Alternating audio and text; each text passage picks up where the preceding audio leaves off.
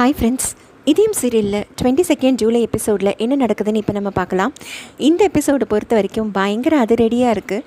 பாரதி என்னென்னமோ பண்ணி வச்சுருக்காங்க இந்த எபிசோடில். அதை பற்றி இப்போ நம்ம பார்க்கலாம். இதயம் சீரியல் பற்றின அப்டேட்ஸ் தெரிஞ்சுக்க என்னோடய சேனலை சப்ஸ்கிரைப் பண்ணி வச்சுக்கோங்க.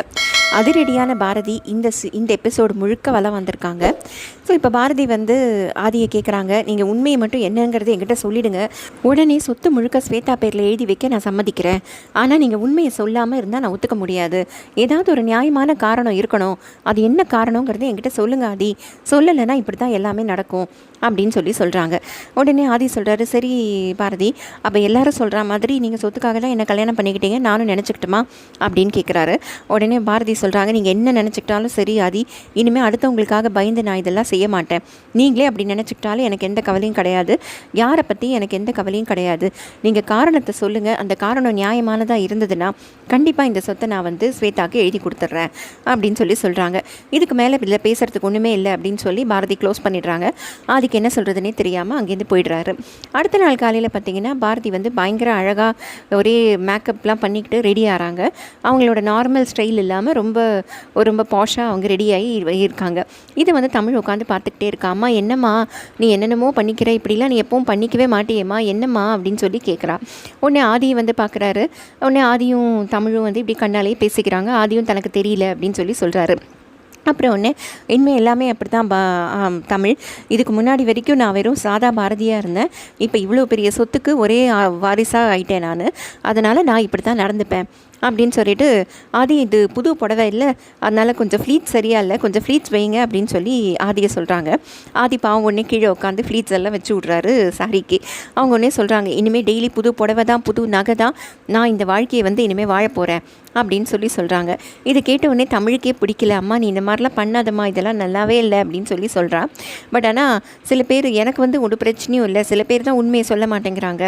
எனக்கு எந்த பிரச்சனையும் இல்லை, எனக்கு புது வாழ்வு வந்திருக்கு, நான் இப்படி தான் வாழ போகிறேன் அப்படின்னு சொல்கிறாங்க. அப்புறம் சென்ட் எடுத்து அடிச்சுக்கிறாங்க.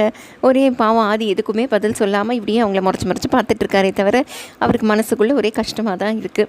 ஸோ இப்போ தமிழ்கிட்ட உடனே சொல்கிறாங்க, சரி நீ யூனிஃபார்ம்லாம் போட்டுட்டு ரெடியாகு, அப்பா அவனை கொண்டு போய் ஸ்கூலில் விட்டுருவார், ஆனால் ஆஃபீஸ் போகணும், எனக்கு அங்கே நிறைய வேலை இருக்குது அப்படின்னு சொல்லிட்டு கிளம்புறாங்க. இங்கே அதுக்குள்ளே பார்த்தீங்கன்னா கீழே சாரதாம்மா உட்காந்து காஃபி குடிச்சிட்ருக்காங்க. இங்கே ஒன்றே ஸ்வேதா ஓடி வராங்க. ஒன்றே அவங்க அம்மா பார்வதி ஓடி வராங்க. ஒரு 2 பேர் அறிவை கூப்பிட்றாங்க. அறிவும் ஒன்றே ஓடி வராரு. என்ன ஏன் இப்படி எல்லோரும் கத்துறீங்க, என்ன ஆச்சு அப்படின்னு சொல்லி கேட்குறாங்க. உடனே பார்வதி சொல்கிறாங்க, லாக்கரோட கீ மாறி இருக்குது, அது உள்ளேயே போக மாட்டேங்குது, என்ன ஆச்சுன்னே தெரியல அப்படிங்கிறாங்க. உடனே ஸ்வேதா சொல்கிறாங்க, நான் ஆன்லைன் ஷாப்பிங் பண்ண போனேன், பார்த்தா என்னோடய அக்கௌண்ட்டில் பணமே இல்லைன்னு வருது, எனக்கு ஒன்றுமே புரியல அப்படிங்கிறாங்க. உடனே அறிவு சொல்கிறாரு, என்ன ஸ்வேதா இதெல்லாம் என்ன நடக்குதுன்னு எனக்கு ஒன்றுமே புரியல, எனக்கு நான் கொடுத்த செக்கெல்லாம் பவுன்ஸ் ஆகிடுச்சுன்னு இப்போ தான் ஃபோன் வந்தது, எனக்கு ஒன்றுமே புரியலையே ஸ்வேதா அப்படின்னு சொல்லி பேசிகிட்டு இருக்காங்க. அப்போ பாரதி மாடியிலேருந்து இறங்கி வராங்க. எல்லாரும் அப்படியே ஆச்சரியமாக பாரதியை பார்க்குறாங்க.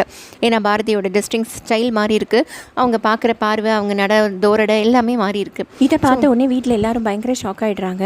அதுக்கப்புறம் வீட்டில் அவங்க சொல்கிறாங்க, என்ன இப்போது எல்லாருக்கும் பேங்க் அக்கௌண்ட்டு எல்லாம் ஃப்ரீஸ் ஆகிடுச்சா, எல்லாம் இப்படி தான் நடக்கும், நடந்த உண்மையை யாராவது சொல்கிற வரைக்கும் எல்லாருக்கும் இதே நிலைமை தான் இந்த வீட்டில் அப்படின்னு சொல்கிறாங்க. ஸோ எல்லாருமே ஒரு மாதிரி ரொம்ப டிசப்பாயிண்ட் ஆகிடுறாங்க. சாரதா அம்மாவுக்கும் என்ன சொல்கிறதுனே தெரியல. இவங்க பாட்டுக்கு காஃபி வாங்கி குடிக்கிறாங்க, ஆப்பிள் சாப்பிட்றாங்க, இப்படி எல்லாரையும் பார்த்து முறைச்சிட்ருக்காங்க. இப்போ அடுத்தது ஆதியும் தமிழ் ஸ்கூலுக்கு கிளம்புறதுக்காக காரை ஓப்பன் பண்ண வரார் ஆதி.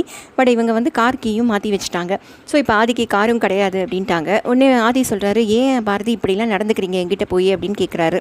உடனே இவங்க சொல்கிறாங்க, இப்போ நீங்கள் ஸ்வேதாவுக்கு மொத்த சொத்தையும் எழுதி வச்சுருந்தா அவள் இப்படி தானே பண்ணியிருப்பா, உங்களை டோட்டலாக உங்ககிட்டேருந்து எல்லாத்தையும் எடுத்துக்கிட்டு உங்களை டம்மி ஆக்கியிருப்பா, அதே தான் இப்போ உங்கள் பொண்டாட்டி காசுக்காக உங்களை கல்யாணம் பண்ணிக்கிட்ட பொண்டாட்டி பண்ணுறேன், வேறு எந்த வித்தியாசமும் இதில் கிடையாது ஆதி அப்படின்னு சொல்லிட்டு, இப்போ நான் எப்படி தமிழை கூட்டிகிட்டு போகிறதுன்னா நீங்கள் ஏன் வண்டி எடுத்துகிட்டு போங்க அப்படின்னு சொல்லிட்டு இவங்க ஆதியோட காரை எடுத்துகிட்டு ஆஃபீஸ் போய்ட்றாங்க.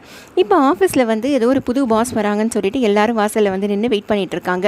அந்த இடத்துக்கு ஸ்வேதா வராங்க. ஸ்வேதா வந்தோடனே, என்ன நீங்கள்லாம் பைத்தியமா, எனக்கு தெரியாமல் எப்படி புது பாஸ் வருவாங்க அப்படின்னு சொல்லி கேட்குறாங்க. அதுக்கு ஒன்றே ஒருத்தர் சொல்கிறாரு, மெயில் வந்துச்சு மேடம் அப்படிங்கிறாரு.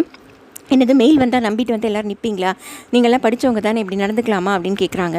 ஒருத்தருக்கு வந்தால் பரவாயில்ல மேடம், எல்லாருக்கும் வந்திருக்கு அப்படின்னு சொன்ன உடனே, யார் அது புதுசாக எனக்கு தெரியாமல் அப்படின்னு சொல்லி அவங்க யோசிச்சுட்டு நின்றுட்டே இருக்கும்போதே ஆதியோட காரில் பாரதி இறங்குறாங்க. எல்லோரும் போய் பாரதியை விஷ் பண்ணுறாங்க. மலருக்கு ரொம்ப ஆச்சரியமாக இருக்குது, என்னது இது பாரதியோட வாழ்க்கை என்ன இப்படி மாறிடுச்சு ஓவர் நைட்டில், புது எம்டி தான் வருவாங்கன்னு பார்த்தா கடைசியில் பாரதி அவங்க வாழ்க்கையே மாறி புதுசாக நிற்கிறாங்களே அப்படின்னு சொல்லி யோசிச்சுக்கிட்டே மலர் நிற்கிறா. ஸோ அவங்க கொடுத்த அந்த மாலை பூங்கொத்து எல்லாத்தையும் மலர்கிட்ட பாரதி கொடுக்குறாங்க. உடனே ஸ்வேதா முறைச்சிக்கிட்டே இருக்காங்க. இவங்க நேராக பாரதி போய் அவங்க கேபினில் போய் அந்த எம்டி சீட்டில் உட்காந்துக்கிறாங்க. ஸோ உட்காந்த உடனே இவங்க ஸ்வேதா வந்து கத்துறாங்க. என்ன நீ என்ன வேணால் நினச்சிப்ப, என்ன வேணால் பண்ணுவேன்னு நீ நினைக்கிறியா? இதெல்லாம் ஒரு ப்ரொசீஜர் இல்லை, உன் இஷ்டத்துக்கு நீ ஆடுவியா அப்படின்லாம் சொல்லி நிறைய கத்தின உடனே இவங்க சொல்கிறாங்க, சுமார் இதெல்லாம் இந்த மாதிரி கத்திலாம் பேசக்கூடாது, என்கிட்ட மரியாதையாக பேசு, இந்த மாதிரி கேபின்லலாம் கத்தக்கூடாது, நான் என்ன வேணால் முடிவெடுப்பேன் அப்படின்னு சொல்லி ஸ்வேதாவை மிரட்டிட்டு அவங்கள வந்து இனிமேல் இந்த மாதிரி வேலையெல்லாம் என்கிட்ட வச்சுக்காத, நான் சொல்கிறது தான் இனிமேல் எங்கள் சட்டம் அப்படிங்கிற மாதிரி பேசுகிறாங்க. அதோட இந்த எபிசோடு முடியுது. ஸோ பாரதி வந்து இப்போ டேரெக்டாக ஸ்வேதாவோடவே மோத ஆரம்பிச்சிட்டாங்க. அவங்களோட வீட்லேயும் வந்து இந்த சொத்துக்காக தான் நான் இப்படி பண்ணுறேன் அப்படிங்கிற மாதிரியும் பண்ணுறாங்க. ஸோ அந்த உண்மையை தெரிஞ்சுக்கிறதுக்காக அவங்க ஆசைப்படுறாங்க. ஆனால் அந்த உண்மையை தெரிஞ்சுக்கிட்டா அவங்களுக்கு தான் ஆபத்து அப்படின்னு நினச்சிக்கிட்டு இவங்க யாரும் சொல்ல மாட்டேங்கிறாங்க. பார்ப்போம் இதை எப்படி எடுத்துகிட்டு போகிறாங்கன்ட்டு. இதயம் சீரியல் பற்றின அப்டேட்ஸ் தெரிஞ்சுக்க என்னோட சேனலை சப்ஸ்கிரைப் பண்ணி வச்சுக்கோங்க. Thank you friends.